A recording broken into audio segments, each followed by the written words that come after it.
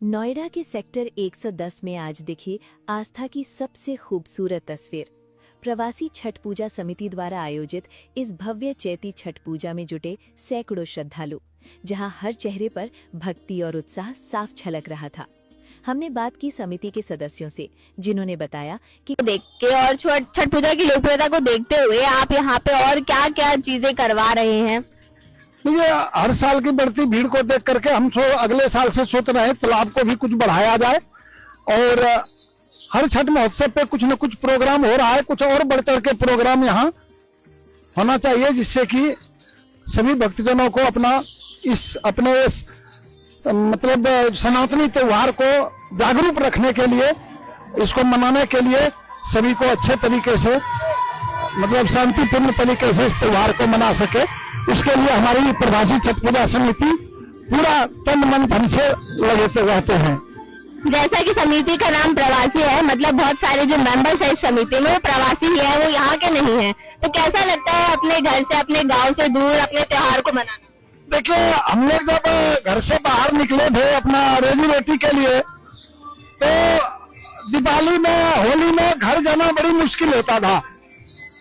Train की बढ़ती भीड़, मतलब सही ढंग से ट्रेन का टिकट ना मिलना, भगदड़ मचना, और कई कारणों से हम लोग इतना दिक्कत आ जाता था कि हम लोग अपने त्योहार पे घर नहीं जा पाते थे। तो फिर हम लोगों ने सोचा कि जब हम लोगों को यहीं रहना है, हमारा रोजी रोटी यही है, हमारे बच्चे यही हैं, तो हम अपने त्योहार को यही क्यों न विस्तार रूप से मनाएं। और वो आज बिहार से कहीं ज्यादा एनसीआर में, बॉम्बे में, कलकत्ता में इस छठ पर्व को मनाया जा रहा है, ये सभी को पता है।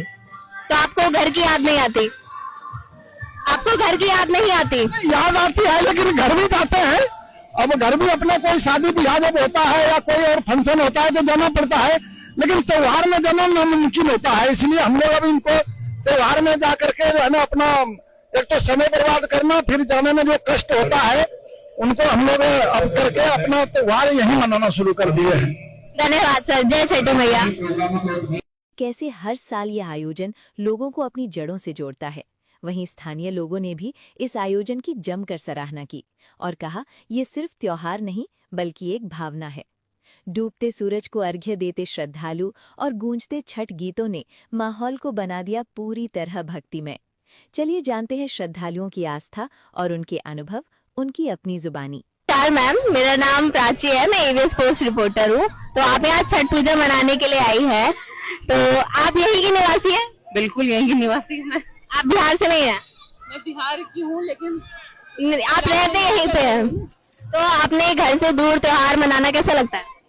बहुत अच्छा लगता है ना, घर से जुड़ा हूँ महसूस होता है, लगता नहीं है कि आप दूर हो।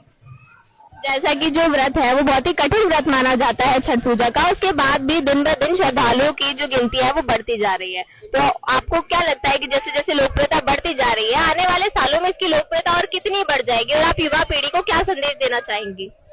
युवा पीढ़ी को तो यही संदेश देना चाहूंगी, जो इस चीज को मानता है वही इसको करे, जो नहीं मानता है वो फैशन के लिए ना करे, क्योंकि छठी मैया का अच्छा भी होता है देखने के लिए, और जो नाटक में करते हैं उसके लिए फिर अच्छा भी नहीं होता। तो जो बिहार से जुड़े हुए हैं, जो इस चीज को जानते हैं, इस प्रथा को जानते हैं, इस परंपरा को जानते हैं, हर एक चीज को जानते हैं, तो ही वो फॉलो करें। नहीं तो फिर इसके अच्छे बहुत जो आप मांगो छठी मैया से वो सब कुछ मिलता है, और कुछ अगर आपने गलत कर दिया तो उसका भी परिणाम मिलता है। तो छठ एक ऐसा व्रत है जिसमें सबकी मनोकामना भी पूरी होती है, और जितना भी कम बोले छठी मैया के लिए कोई शब्द नहीं है। जनरेशन में धर्म के प्रति लोगों की आस्था थोड़ी कम होती जा रही है। छठ पूजा में भले ही श्रद्धालु बहुत बढ़ते जा रहे हैं, लेकिन कहीं ना कहीं एक और धर्म को आधुनिकता के तराजू पर तोला जाता है। तो आपका क्या मानना है, धर्म को, छठ पूजा को आधुनिकता के तराजू पर तोलना सही होगा?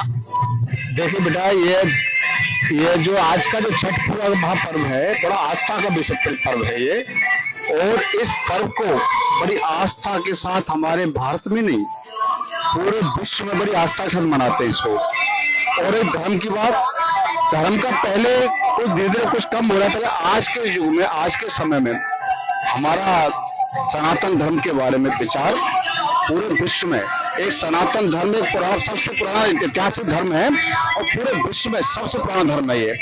और इस धर्म को लेकर के, सनातन धर्म को लेकर के हमारे माननीय प्रधानमंत्री मोदी जी, हमारे प्रदेश के मुख्यमंत्री आदरणीय योगी आदित्यनाथ जी, ये बहुत ही बढ़ चढ़ करके सनातन धर्म को इस तरीके से ऊपर उठाया गया है, उठा रहे हैं इस तरीके से। और ये बहुत ही बड़ा ये हमारा सौभाग्य है कि हम इनके सानिध्य में हम भी कुछ सहयोग करने की कोशिश कर रहे हैं। ऐसी ही ग्राउंड रिपोर्ट्स के लिए जुड़े रहें हमारे साथ। वीडियो को लाइक, शेयर और फॉलो करना ना भूलें। नोएडा से प्राची की रिपोर्ट।